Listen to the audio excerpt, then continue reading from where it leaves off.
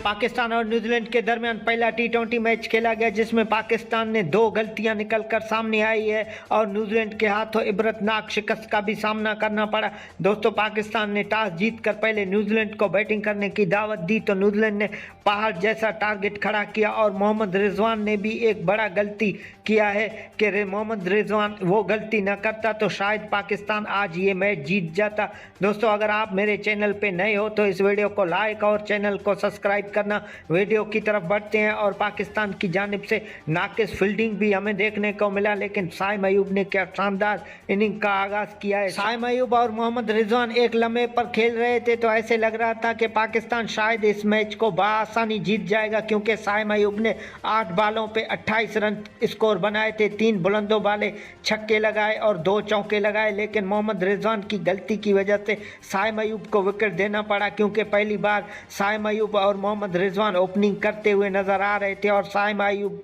को